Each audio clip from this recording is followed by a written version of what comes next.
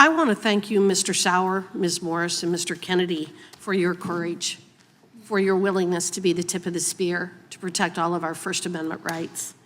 Mr. Sauer, I don't know if you watched the testimony from Christopher Wray last week, but he testified and admitted that the FBI was continuing to meet regularly with social media companies up until the very moment that the injunction was issued by the district court judge.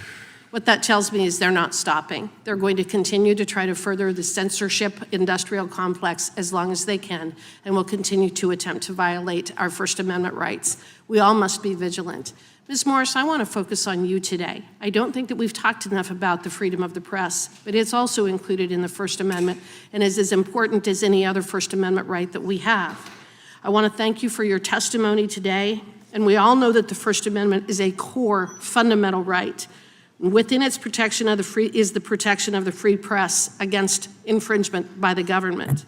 Free press has been an institution in this nation which dates back to even before America existed. Americans have always relied on the media to remain informed about the workings of their government and events in the world. This is why the press is often referred to as the fourth branch, using the rights secured by the Constitution as a fourth check on the three branches of government.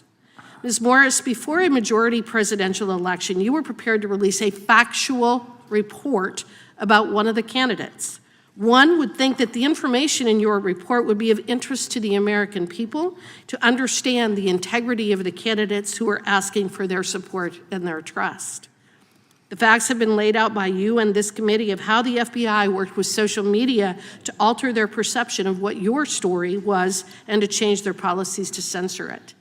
Ms. Morris, your story was obviously groundbreaking news. And as we have learned and uncovered additional information over the intervening 2 years, I can say with confidence that what has been going on with the Biden family is absolutely horrific and undermines the very foundation of our country and the integrity of the people in the highest elected and appointed offices in this country. But it's now, we know that you were correct in what you were going to be reporting. Has there been any estimates, or do you have any general idea of how many people were denied access to your story because of the government censorship? So there are polls about that. The MRC Media Research Center did a poll about, it said 45% of Biden voters were not aware of the story. But I think it also is an impossible question to answer, because the thing about the censorship was not only that it was, deleted or whatever from Twitter, but also it casted an aspersion on the reporting, on me, that was literally made up. It was made up. And there is a subset of this country where, despite the New York Times, the Washington Post, literally fill in the blank, liberal news legacy outlet that they all trust, they just reflexively think laptop from hell, fake, Russia, whatever. And so the effect of that can't be measured, because these people who are spies, who the country looks at as the ultimate authority of truth, came out and said that this was, there was something wrong with it, so you can't measure the impact of that. And so going back to the legacy media, the Oversight Committee had a very explosive hearing yesterday with whistleblowers from the IRS. Some of our legacy media outlets did not cover the hearing, but they did talk about Taco Tuesday, and they talked about other things that seem to be of great interest to them, but not the fact that we are uncovering an enormous amount of corruption at the very highest levels in our government.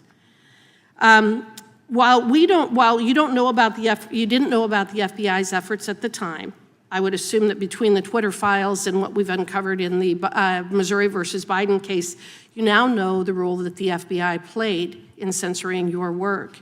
Do you think the FBI tried to ensure that the American people didn't hear the story in order to change the outcome of the election in 2020? I don't know how to answer that question, because I'm not in their head. I don't know the reason why. I don't have a head count of how many Biden voters work at the FBI. I can't assign a motive to them. I can just tell you what happened and what we've learned in the 2 years since this blatant, in-your-face censorship event. But we do know that the American public were not told the truth about the Hunter Biden laptop and Joe Biden's involvement with his dealings, foreign dealings. Well, that's it, and that's what pertains to my work and my experience. Thank you.